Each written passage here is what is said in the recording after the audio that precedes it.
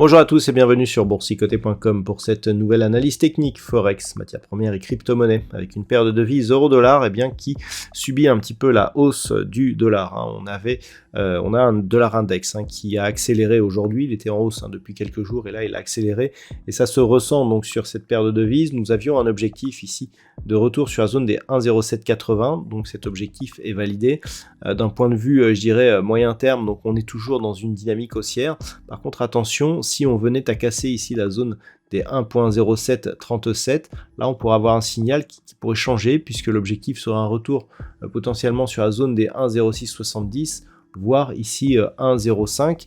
Donc c'est à surveiller puisqu'on sait que la zone des 1,05 est une zone de cassure assez importante. Donc pour l'instant, eh bien, on reste dans une dynamique qui certes faiblit mais demeure haussière. Par contre, en cas de rupture ici de cette zone des 1,0670, je dirais anticipée par une rupture de la zone des 1,0737, eh bien, on pourra avoir des premiers signaux de retournement de tendance qui pourraient apparaître donc sur cet actif. Sur la paire de devises livre sterling contre dollar américain, nous sommes là aussi sur une rupture d'une zone de support majeure, la zone des 1.2440. Donc pour l'instant, on n'a pas cassé ici cette petite zone de point bas significatif, mais on est plus ou moins ici sur un mouvement de retournement suite à la rupture d'un moyenne mobile 20 exponentielle. On a cassé cette zone des 1.2440, il y a un quasi contact avec la bande de Bollinger inférieure. Donc clairement, ce n'est qu'une question de temps. Donc nous sommes ici sur une dynamique qui a provoqué un beau mouvement haussier. On a cassé donc le premier retracement à 23,6% de Fibonacci. Si la cassure ici des 1,2440 se confirme, eh bien l'objectif est désormais ce deuxième retracement ici sur la zone des 1,2344. La hausse du dollar est aussi perceptible sur l'évolution de l'or. Depuis quelques jours, je vous indique que le fait que l'on puisse casser ici cette moyenne mobile 20 exponentielle pourrait nous faire revenir sur cette zone de support ici 1957-1960 $ l'once. L'objectif est atteint. On a cassé ici cette zone de point bas significatif. Ce n'était pas le cas encore hier. Et donc clairement, avec ce contact ici sur cette zone horizontale et sur la bande de Bollinger inférieure, on est clairement sur un signal potentiel de retournement de dynamique. Donc on était ici sur une tendance haussière depuis ce double contact ici sur la zone des 1807. On est venu marquer un nouveau point haut historique sur le métal jaune.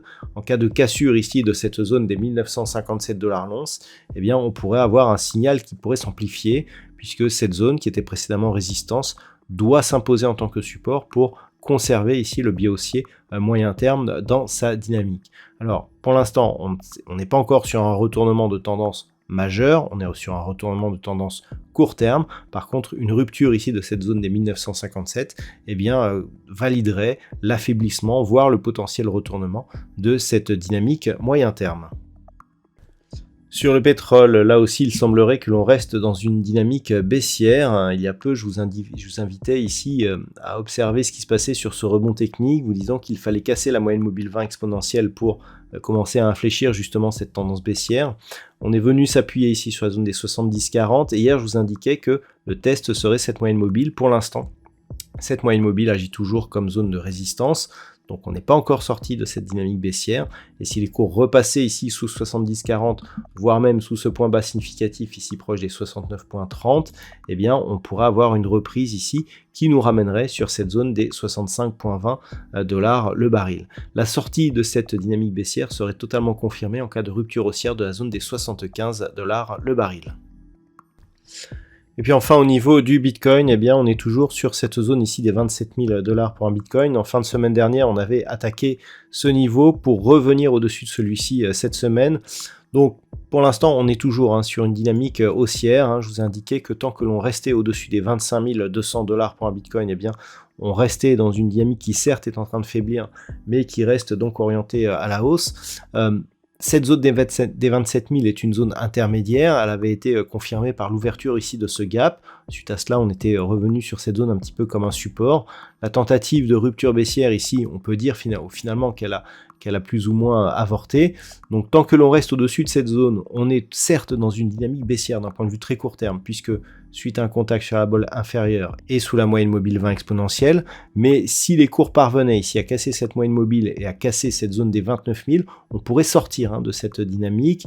Par contre, en cas de rupture ici, et si les cours venaient au contact de cette zone des 25 200, on risquerait une réintégration donc de l'ancien range et d'invalider justement ce potentiel signal de reprise du mouvement haussier sur le Bitcoin. Voilà donc ce que l'on peut dire sur l'analyse technique de ces principaux actifs de marché. Je vous souhaite de passer une très bonne soirée. On se retrouve dès demain pour d'autres analyses techniques, toujours sur le site boursicoté.com.